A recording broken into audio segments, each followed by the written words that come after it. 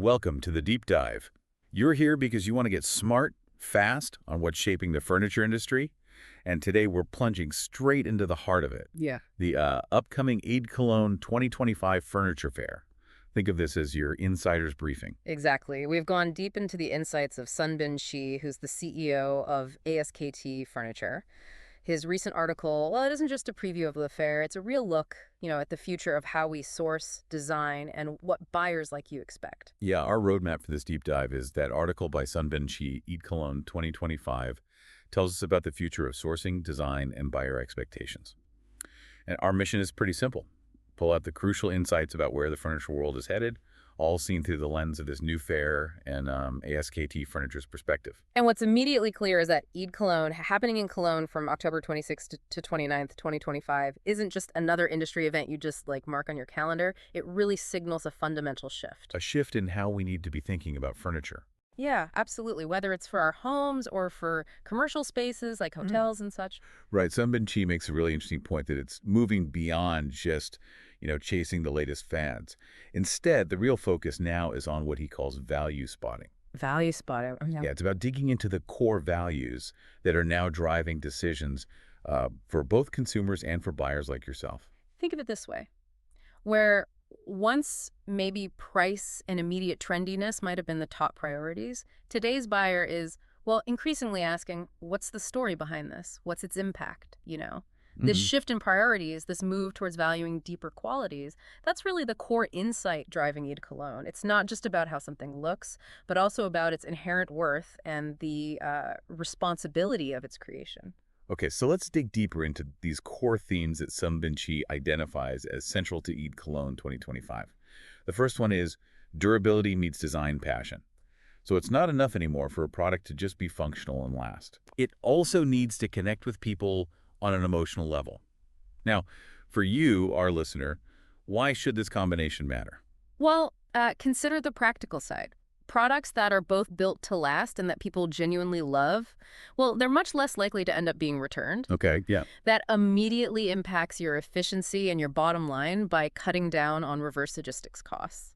But, beyond that, these kinds of products build stronger customer satisfaction and real loyalty. Right. People tend to stick with brands and pieces they truly connect with and that, prove their worth over time. That makes perfect sense from a business standpoint. Yeah. Okay, the next key theme is well-being and space impact. This really goes beyond simply filling a room with furniture, doesn't it? It does. It's about recognizing the powerful influence that our furniture choices actually have on behavior and even our mood within a space. So connecting this to the bigger picture, Yeah. what's the implication there? Well, think about how much more valuable your product offering becomes if it actively contributes to the well-being of the people using those spaces. Whether it's creating a more comfortable, productive home office or a more relaxing, inviting hotel room. Furniture design with an understanding of ergonomics, comfort, even the psychological impact of materials and forms, that can be a significant differentiator. The differentiator in a crowded market. Yeah. Yeah. Exactly. And there's this idea of material consciousness. This really speaks to the growing awareness around where the materials in our furniture actually come from. Are they natural? Were they sourced ethically? And do they have an inherent quality or character that, resonates? This raises a really important question for everyone in the furniture industry, including you, the listener. Yeah. Are you truly paying attention to the origin and the broader impact of the materials you're using or sourcing? Today's customers are increasingly informed and they're demanding transparency. They want to understand the story behind the wood grain, the weave of the fabric, the origins of the finishes. This consciousness about materials isn't some niche trend anymore. It's rapidly becoming a fundamental expectation. And the final core theme that Key highlights is holistic design thinking. Yeah. This sounds like where all the pieces kind of come together. Precisely. The function, the feel, sustainability, the story it communicates. Yeah. It's about taking a truly comprehensive approach. Yeah, exactly. Buyers like yourself are under increasing pressure to deliver more than just products that serve a basic purpose.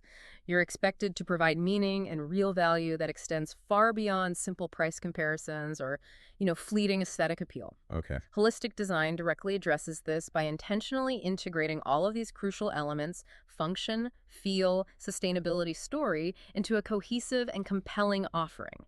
Imagine a chair, right? Designed not just to be sat on, but made from sustainably sourced wood.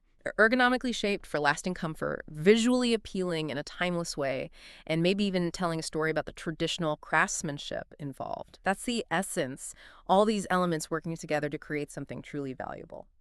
So how does ASKT Furniture, under Sun Bin-Chi's leadership, actually align with this emerging vision that's being highlighted by ID Cologne 2025? Well, Sun Bin-Chi brings a really interesting perspective, having worked across different regions in the furniture industry. He's seen firsthand what leads to lasting success and, well, what ultimately falls short. Right. And his key takeaway is quite telling. It's not who can sell the most furniture, it's who can consistently deliver value people feel. That really speaks to a long-term vision, doesn't it? It absolutely does.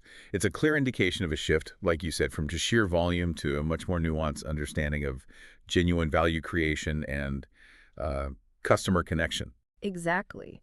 He emphasizes that the future of the furniture business isn't just about speed to market or chasing every fleeting trend. It's about a fundamental and unwavering commitment to honest, intentional, and quality-led design. And he suggests that ASKT has been operating with this underlying philosophy for quite some time now. And they're not just talking the talk, apparently. The article goes into some very specific actions ASKT has taken to really demonstrate this vision in practice.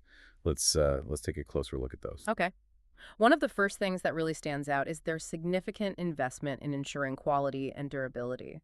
They've invested in 12 industrial testing machines. 12. Wow. Yeah, 12. They rigorously put their furniture through the paces, everything from stress loads to impacts and long-term fatigue testing. 12 testing machines. That sounds like a significant commitment. Is this level of rigorous in-house testing common? Or does it really set ASKT apart? And what does that tell us about the general standards we should maybe be looking for? That's a great question. While some level of testing is standard, investing in that many machines definitely suggests a serious commitment to durability that, yeah, likely goes beyond basic requirements. It points to a proactive approach to quality control, not just meeting minimum benchmarks. And it ties directly into that core theme of durability meets design passion. Right, exactly. It's one thing to say your furniture is durable, but having the data and the in-house capabilities to rigorously test it provides a whole different level of assurance. Makes sense. And it's not just about the machines. They also employ 11 video-equipped quality inspectors throughout their production process. Video equipped. Okay. Yeah, this adds a crucial layer of transparency and trust, allowing them to closely monitor manufacturing and trace any potential issues right back to their source. And when we think about well-being and space impact and also that material consciousness, their network of 4 R&D centers seems really significant. Strategically located, focusing on ergonomics, mechanics, materials. What's fascinating here is that dedicated focus on R&D across multiple locations. It shows they're not just passively reacting to current market trends, but are actively investing in deeply understanding the science behind comfort and the potential of different materials. This kind of investment, well, that's what often drives true innovation. I was also really intrigued by their use of 6 living room mock-ups, specifically designed to replicate German residential spaces. That seems like a really thoughtful approach. It really does. It shows attention to detail regarding space impact and a truly holistic design thinking approach, ensuring their furniture actually fits, visually and functionally, into the intended environment. It's a very practical and, customer-centric approach. By deeply understanding the specific needs and aesthetic preferences of their target markets, like Germany in this case, they can design furniture that truly resonates right from the start. And considering material consciousness and that broader holistic design thinking, their eco-packaging strategy is definitely worth highlighting too, replacing plastic with honeycomb paper. Absolutely. That's a tangible step. It might seem like a relatively small change, but these kinds of material choices in packaging can have significant cumulative environmental benefits. It clearly demonstrates a commitment to sustainability that aligns directly with the values being championed at events like ID Cologne. Finally, their ability to offer a custom sample turnaround in just 10 days. That's pretty impressive in today's fast-paced environment. It really is. That kind of agility is absolutely crucial. Being able to quickly provide custom samples shows a real understanding of buyer timelines and the need for speed and flexibility in product development. Sunbin Chi specifically mentions that these proactive actions weren't just based on following trends, but were actually driven by the increasingly insightful, demanding questions they were getting from what he calls smart strategic buyers, which of course includes you, our listener. Right. This naturally leads us to the question, what should these smart buyers actually be looking for when they attend Eid Cologne 2025? And this is where the article provides some really valuable practical advice you can take straight to the fair. He suggests some key questions buyers should be actively asking exhibitors. The first one, directly related to durability, is, can I see video or physical proof of testing for this product? That's very direct, cuts right through the marketing fluff. Exactly. Get to the core of the product's actual quality and longevity. And the second question focuses on after-sales support and trust. What happens if a customer complains 6 months after purchase? What's the quality guarantee? Probing their commitment. Yeah, their commitment to long-term satisfaction and their confidence in their own products. The third key question drills down into material consciousness. Where are these materials sourced from? Can I trace them? Demanding transparency again. Origin, Yeah. ethics. Yeah.